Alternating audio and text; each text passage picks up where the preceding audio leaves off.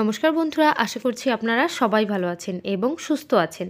আমি রাখি, আমার চ্যানেলে সবাইকে জানাই অনেকটা স্বাগত। তো বন্ধুরা, প্রতিদিনের মতো আজও চলে এসেছি খুবই গুরুত্বপূর্ণ কিছু টিপস নিয়ে, যেগুলো আপনাদের সাংসারিক কাজকর্ম করতে অনেকটা সহজ হবে। তো চলে এসেছি প্রথম টিপসে এই ধরনের পেঁয়াজ রসুন আমরা সবাই কিনে থাকি আমাদের নানান ধরনের রান্নাবান্না করার জন্য। তো এই পেঁয়াজ রসুনগুলো কিনে আনি, অল্প কিছু কিনে আনলে ঠিক আছে, কিছুদিন ভালো রাখা যায়। যখন পেঁয়াজ রসুনের দাম একটু কম পাই তখন কিন্তু আমরা অনেকটা করে পেঁয়াজ রসুন কিনে আনি, যেমন 2-4 কেজি পেঁয়াজ তো আমরা কিনেই আনি। আনার পর সেই পেঁয়াজগুলোকে ভালো রাখা যায় না, মানে কী উপায়ে সেই পেঁয়াজগুলোকে ভালো রাখবেন, অনেকটা দিন পর্যন্ত রেখে খেতে পারবেন, তারই কিন্তু ছোট্ট একটা টিপস আজ শেয়ার করব। এই ধরনের পেঁয়াজগুলোকে ফ্রিজের মধ্যে রাখা যায় না, তাহলে পেঁয়াজের উপরে একটা জল জল ভাব চলে আসে, রসুনগুলো নষ্ট হয়ে যায়। তাই এই ধরনের যে নেট ব্যাগগুলো আছে, এই নেট সাধারণত বাচ্চাদের খেলনা, ফ্রুট এই সমস্ত যখন কিনি তো তখন কিন্তু এই ধরনের নেটগুলোকে পাওয়া যায়। তো এই নেটগুলোকে আমরা রিইউজ করতে পারি এই টিপসটির মাধ্যমে। তো আমরা এই নেটগুলোর মধ্যে পেঁয়াজ রসুন যখনই কিলো কিলো কিনে আনছি, তখন সেই প্রচুর পরিমাণে পেঁয়াজ রসুনগুলোকে যদি এই নেট ব্যাগের মধ্যে আমরা এইভাবে কোথাও ঝুলিয়ে রাখতে পারি, তাহলে কি হবে, এর মধ্যে খুব সহজে হাওয়া বাতাস এদিক ওদিক যাওয়া আসা করবে। হাওয়া বাতাসের মধ্যে থাকার কারণেই পেঁয়াজ রসুনগুলো কিন্তু খুব তাড়াতাড়ি একদম নষ্ট হবে না, পুরো ভালো থাকবে। আপনারা যেখানে এটাকে আটকা কোথাও রাখলেই পেঁয়াজ কিন্তু নষ্ট হতে শুরু করবেই। তাই বলছি, সবসময় হাওয়া বাতাসের মধ্যে রাখার চেষ্টা করবেন, নেটের মধ্যে করে ঝুলিয়ে রাখবেন, দেখতেও জিনিসটা ভালো লাগবে আর পেঁয়াজ রসুনগুলো অনেকটা দিন পর্যন্ত ভালোও থাকবে। তো বন্ধুরা, আশা করছি আমার এই টিপসটা অনেকটা কাজে আসবে। চলে যাব পরবর্তী টিপসে। এখানে বেশ কিছুটা টমেটো নিয়ে নিয়েছি। আমরা বাজার থেকে যখন টমেটো কিনে আনি, আনার পর সেই টমেটোগুলোকে দেখবেন বাইরে রাখি আর ফ্রিজের মধ্যে রাখি, অনেক সময় স্কিনগুলো না একদম মানে কুঁচকে যায়, তো এই যে রিঙ্কলগুলো পড়ে যায় না স্কিনের মধ্যে, তো এই সমস্যা থেকে কিভাবে রেহাই পাবেন।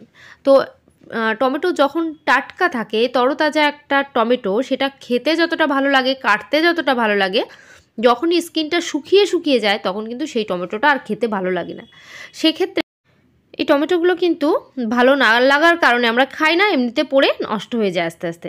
তো ওই যে স্কিনটা যখনই কুঁচকে যায় তখন কিন্তু টমেটোটা পচতে শুরু করে আস্তে আস্তে। তো আমরা কি করব, কিভাবে সেই কোঁচকানো স্কিনটাকেও তরতাজা করতে পারি? দেখুন, প্রথমে যেমন ফ্রেশ টমেটো দেখতে পাচ্ছেন, এরকম তো ফ্রেশ হয় না। তো আমরা একটা কাজ করতে পারি, যে স্কিনটাকে অনেকটা তরতাজা করতে পারি, যেটা খাওয়ার উপযুক্ত আমরা করে নিতেই পারবো। এখানে একটা বাটি নিয়ে নিয়েছি, বাটির মধ্যে এখানে 3টে টমেটো দিয়ে আমি দেখিয়ে দিচ্ছি কিভাবে আপনারা সেই টমেটোকে খাওয়ার উপযুক্ত করতে পারবেন। দিয়ে দেবেন এর মধ্যে ফ্রিজে রাখা ঠান্ডা জল। যদি আপনাদের কাছে ঠান্ডা জল না থাকে, সেক্ষেত্রে নর্মাল জল দিয়ে দেবেন। এইবার এই যে নর্মাল জলটা দিয়ে দিলেন, এর মধ্যে দিয়ে দিতে হবে আইস কিউব দেওয়ার কারণে জলটা খুবই ঠান্ডা হয়ে যাবে। এই ঠান্ডা জলে 10 থেকে 15 মিনিট টমেটোগুলোকে ভিজিয়ে রাখলে দেখবেন সেই কোঁচকানো স্কিনটাও অনেকটা তরতাজা হয়ে গেছে, খাওয়ার উপযুক্ত তো অবশ্যই হয়ে গেছে। তো বন্ধুরা, এই টিপসটির মাধ্যমে আশা করছি আপনাদের ফালতু টাকা পয়সা খরচার হাত থেকেও বেঁচে যেতে পারেন। কিভাবে? কারণ টমেটো অনেকটা দামি, কিনে আনার পর সেটা যদি নষ্ট হয়ে যায় তখন আমাদেরই ফালতু খরচা হয়। তো এই টিপসটার মাধ্যমে সেই সমস্যা থেকে সমাধান পেয়ে যেতেই পারেন। আশা করছি টিপসটা অনেকটা ভালো লেগেছে। চলে এলাম আবারও টমেটোর টিপস নিয়ে। তো আমাদের এই যে টমেটোগুলো স্কিনগুলো যে কুঁচকে যায়, সেটা কেন কুঁচকে যায়, আর কোঁচকানোর হাত থেকেই যদি আমরা বাঁচাতে পারি, মানে টমেটোটা যে পচে যাবে সেই পচার হাত থেকে আমরা কিভাবে বাঁচাবো। বাজার থেকে যখন টমেটো আনার পর এই যে বোঠার যে অংশটা, এই বোঠার অংশটাই একটা কাজ করতে হবে। কি করতে হবে? নিয়ে নিতে হবে একটু সর্ষের তেল। আপনারা একটু সর্ষের তেল অথবা রিফাইন্ড তেল, যে কোনো একটা তেল নিতে পারেন।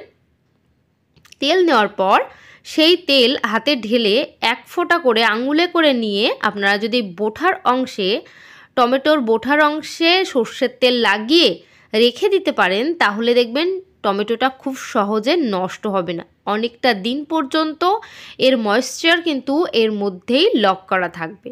ময়েশ্চার উড়ে গেলেই তখনই আস্তে আস্তে টমেটোর স্কিনটা মানে শুকনো হতে থাকে, কুচকাতে থাকে। তো সেই সমস্যার মধ্যেই আর পড়তে হবে না, সামান্য একটু সর্ষের তেলের কামাল এটা। তো আশা করছি এই টিপসটাও অনেকটা কাজে আসবে। ভালো লাগলে কমেন্ট করতে একদম ভুলবেন না এবং পরিবারের সবার সঙ্গে শেয়ার করবেন। চলে যাব পরবর্তী টিপসে। বাজারে এখন যেহেতু শীতকাল, প্রচুর পরিমাণে সবজি পাওয়া যায় আর অনেকটা কম দামেও পাওয়া যায়। তাই আমরা কি করি, অনেকটা করে সবজি বাজার থেকে কিনে আনি। আনার পরই দেখবেন আমরা কি করি, সেই সবজিগুলোকে আলাদা আলাদা করে একটা একটা প্লাস্টিকে ঢোকাই। প্লাস্টিকটাকে এইভাবে গিট দিয়ে বন্ধ করে সেটাকে ফ্রিজের মধ্যে রেখে দিই। মানে ফ্রিজের মধ্যে রাখলে সেই সবজিটাও কিন্তু নষ্ট হয়ে যেতে পারে। কি করে নষ্ট হয়, ফ্রিজের মধ্যে রাখলেই প্লাস্টিককে যদি এইভাবে গিট দিয়ে রাখেন সেক্ষেত্রে ভেতরে একটা বাষ্পের সৃষ্টি হয়। তো এই যে বাষ্পগুলো দেখতে পাচ্ছেন, আমি দেখিয়ে দিচ্ছি। এই যে নিচের এই অংশগুলো দেখতে পাচ্ছেন, একটা ঘাম মতো, এই ঘামটাই মানে বাষ্প। সেই বাষ্পটা যখনই জল কণাগুলো সবজির মধ্যে পড়তে থাকে, তখন সেই জলের মধ্যে সবজিটা থাকে, তখন কিন্তু সবজিটা আস্তে আস্তে পচতে শুরু করে। তো বন্ধুরা, আমরা কি করব, একটা কাঁটা চামচ অথবা চাকু, ছুরি, যেটা পারবেন সেইটা নিয়ে প্লাস্টিক যে ক্যারির মধ্যে সবজিটা রাখছেন অনেকটা পরিমাণে, সেই প্লাস্টিক ক্যারির চারি সাইডে একটু একটু করে ছিদ্র করে দেবেন। এইভাবে ছিদ্র করে দিলে আপনাদের সবজিগুলো কিন্তু সহজেই নষ্ট হবে না। তো বন্ধুরা, এই কাজটি একবার করে দেখবেন, অবশ্যই কিন্তু আমার কথা একটাবার হলেও মনে করবেন যে না, টিপসটা সত্যি খুবই অসাধারণ। আশা করছি এই টিপসটা অনেকটা ভালো লেগেছে। আমার চ্যানেল যারা নতুন আছেন অবশ্যই কিন্তু চ্যানেলকে সাবস্ক্রাইব করবেন, অল নোটিফিকেশন অন করে দেবেন, তাহলে এই ধরনের ভিডিও সবার আগে আপনাদের কাছেই পৌঁছে যাবে। চলে এলাম পরবর্তী টিপসে। এখানে নিয়ে নিয়েছি বেশ কিছুটা কাঁচা লঙ্কা। আমরা লঙ্কা বাজার থেকে আনার পর প্রথমেই যেটা করি, লঙ্কার বোঁটাগুলোকে ছাড়াতে শুরু করি, না হলে লঙ্কা কিন্তু পচতে শুরু করে। এর এই যে বোঁটাটা যদি থেকে যায়, তো অনেকের দেখবেন স্কিনটা এতটা সেন্সিটিভ হয় যার কারণে বোঁটা ছাড়াতে গেলেও হাতটা জ্বালা করে যায়।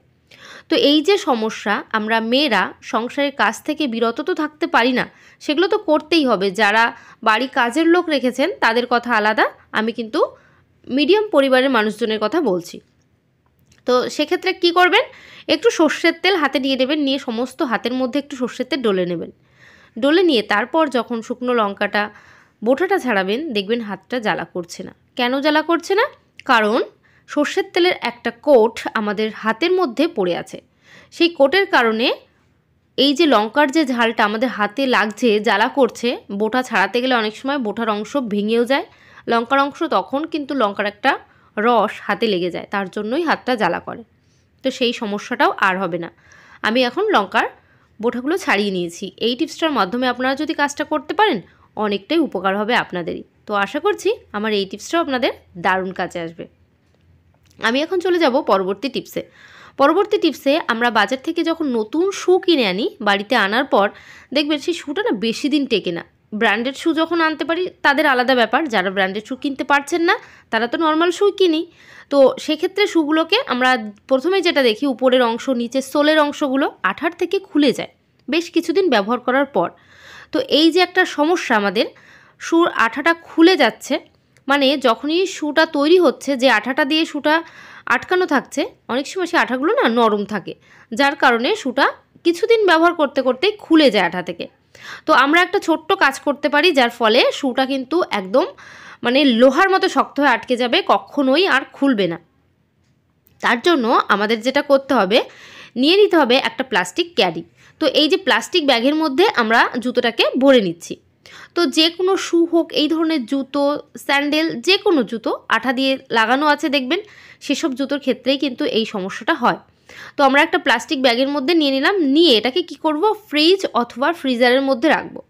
ফ্রিজারের মধ্যে রাখছি, একদম নতুন জুতো হলে সেক্ষেত্রেই রাখবেন, তাহলেই ভালো। কারণ পুরনো জুতো যেখানে খাবার রাখি সেখানে তো জুতো দেওয়া একদমই উচিত নয়, আর আমাদের ভালো লাগবে না। যেহেতু নতুন জুতো, সেটাকে টেকসই করতে হবে, তার জন্যই কিন্তু আমরা ফ্রিজের মধ্যে রাখছি, সেটা আবার প্লাস্টিকের মধ্যে করে।